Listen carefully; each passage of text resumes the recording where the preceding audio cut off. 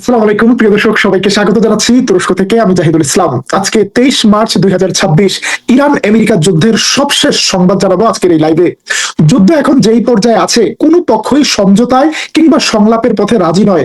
সবাই শক্তি প্রয়োগের নীতিতে কাজ করছে।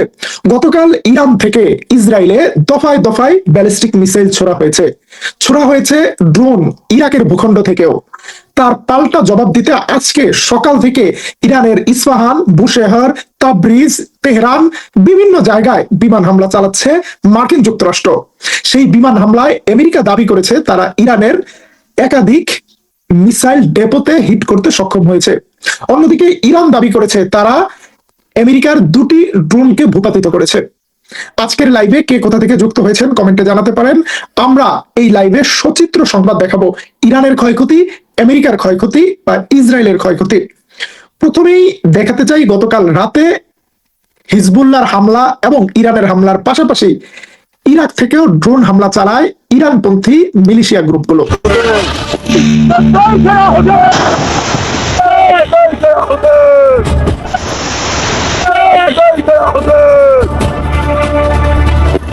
اللهم صل على محمد وآل محمد। এই ড্রোন হামলার পাশাপাশি ইরান থেকে ব্যালিস্টিক মিসাইল এবং ক্লাস্টার মিসাইল হামলা অব্যাহত ছিল তেল আবিবে। গতকাল রাতের তেল আবিবের আকাশ দেখুন এই ভিডিওতে। একসাথে অনেকগুলো মিসাইল ছুটে আসছে তেল আবিবের দিকে। তার মধ্যে কিছু মিসাইলকে ভূপাতিত করতে সক্ষম হয়েছে, অনেক মিসাইল হিট করেছে। তেল আবিবে হতাহতের সংবাদ আছে। এই অবস্থায় আমেরিকার জন্য সবচেয়ে বড় পেরেশানি ইরানের মাটির নিচের আন্ডারগ্রাউন্ড মিসাইল সিটিগুলো।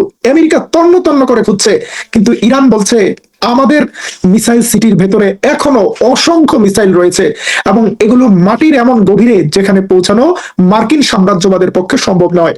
ইরান তাদের আন্ডারগ্রাউন্ড সিটির একটি নতুন ভিডিও প্রকাশ করেছে।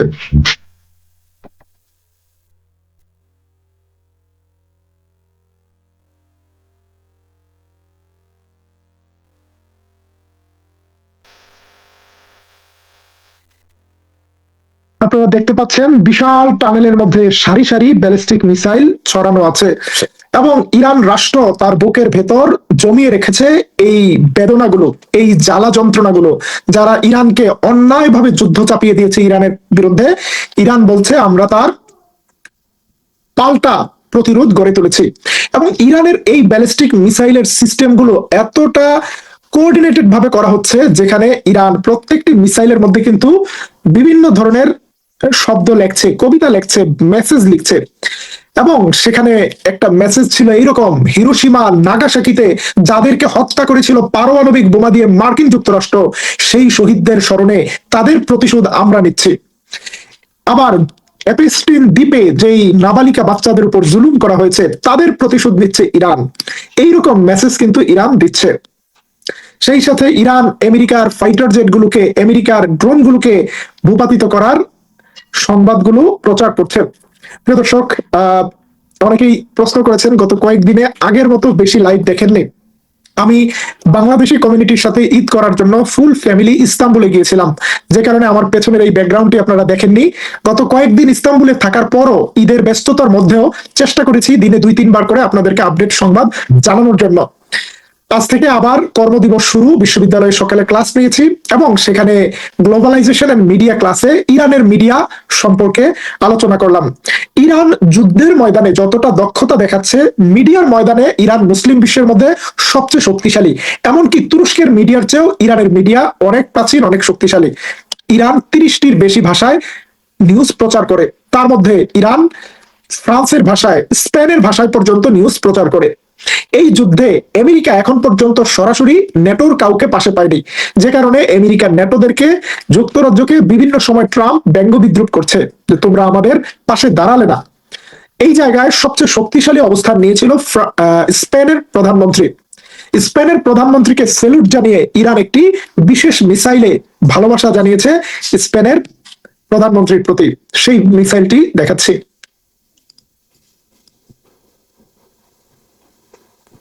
আপনারা দেখছেন মিসাইলের গায়ে স্পেনের প্রধানমন্ত্রীর প্রতি কৃতজ্ঞতা জানিয়ে তার ছবি সহ মেসেজ দেওয়া হচ্ছে, of course this war is not only illegal but also illegal.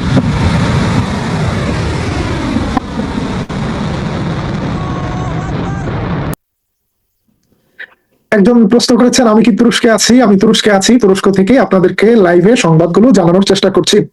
প্রিয় দর্শক, যেটি বলছিলাম যে ইরানের এই হামলায় বিপর্যস্ত অবস্থায় রয়েছে ইসরায়েল এবং আমেরিকার মিত্র, এবং এই প্রেক্ষাপটে এসে আমেরিকা কিন্তু এখন আর আলোচনার কথা বলছে না। আমেরিকা বলছে তারা আরো বেশি চাপ দিবে, আরো বেশি হুমকি দিচ্ছে। এই প্রেক্ষাপটে ইরান আজকে একটা বড় হুমকি দিয়েছে। ইরান বলেছে যদি ইরানের এনার্জি ইনফ্রাস্ট্রাকচারে হামলা হয়, বিদ্যুৎ কেন্দ্রে হামলা হয়, ইরান চোখ মুখ বন্ধ করে হরমুজ প্রণালী সহ পারস্য উপসাগরের জ্বালানি পরিবহনের যত পথ আছে সব পথে ইরান মাইন বসাবে, বন্ধ করে দিবে পুরো পারস্য উপসাগর। এবং এই জায়গায় ইরানের হাতে একটা গেম চেঞ্জার অস্ত্র রয়েছে, আমরা সেটি নিয়ে একটি আলাদা লাইভ করব।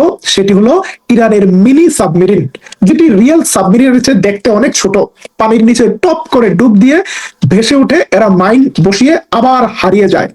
এগুলোর সাইজের কারণে, এইগুলোর পারস্য উপসাগরের প্রচন্ড ট্যাঙ্কারের সাউন্ডের কারণে তাদেরকে আমেরিকান সেন্সর গুলো ট্রেস করতে পারে না।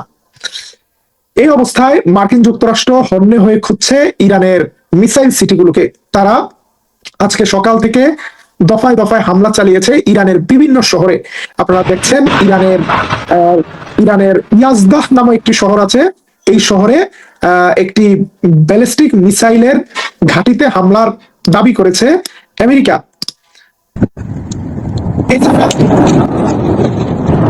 এখানে আরেকটি হামলা দেখছে ইরানের ভেতরে।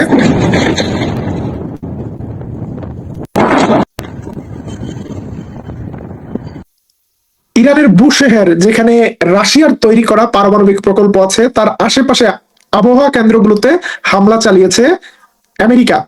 রাশিয়া হুঁশিয়ার করে দিয়েছে যেন বুশেহের পারমাণবিক প্রকল্পে হামলা চালানো না হয়।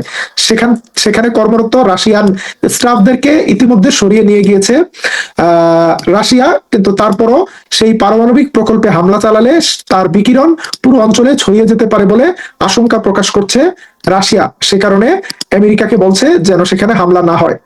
কিন্তু ইরানের একটি গোলাবারুদের ডেপোতে হামলা করার দাবি করেছে আমেরিকা, এবং সেই দাবির পক্ষে তারা প্রমাণও দিয়েছে। সেই হামলাটিতে দেখা গিয়েছে বিপুল পরিমাণ বিস্ফোরণ হয়েছে। প্রথম বিস্ফোরণের পর সেকেন্ডারি এক্সপ্লোশন হয়েছে, অর্থাৎ সত্যি এটি একটি গোলাবারুদের ঘাঁটি ছিল।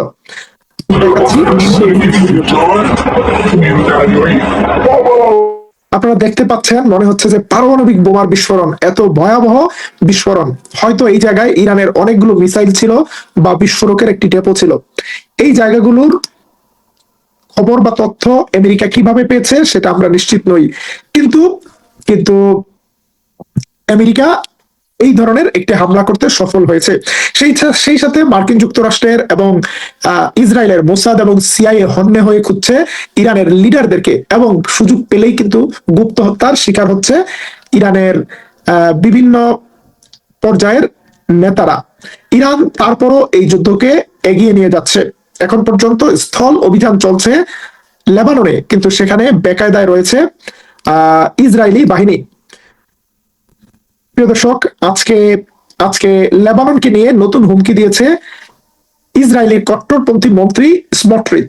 স্মোট্রিচ বলেছে, আমরা যেভাবে গাজার 55% নিয়ন্ত্রণ করি, আমাদের উচিত লেবাননকেও নিয়ন্ত্রণ করা। এই স্মোট্রিচের ছেলে গিয়েছিল লেবাননে যুদ্ধ করতে, কিন্তু এমন মার খেয়ে এসেছে, এখন পর্যন্ত আইসিইউতে আছে। সেখান থেকে জীবিত বের হবে কিনা কোনো নিশ্চয়তা নেই। সেই ছবি আমরা আপনাদেরকে স্মোট্রিচের ছেলের সাথে আইসিইউর ছবি দেখিয়েছিলাম, হয়তো অনেকে মনে করতে পারবেন। দেখা যাক, লেবাননে ব্যাপক বেকায়দায় রয়েছে ইসরায়েলি সেনারা, আমরা সেই সংবাদ দিয়েছি। এখন লেবাননের সরকার, লেবাননের সেনাবাহিনীও পরোক্ষভাবে হিজবুল্লাহকে সাপোর্ট করছে বলে ইসরায়েলের পক্ষ থেকে অভিযোগ করা হচ্ছে। কারণ সবাই দেখছে লেবাননের গেরিলারা আসলে লেবাননের স্বাধীনতা সার্বভৌমত্ব রক্ষার জন্য লড়াই করছে।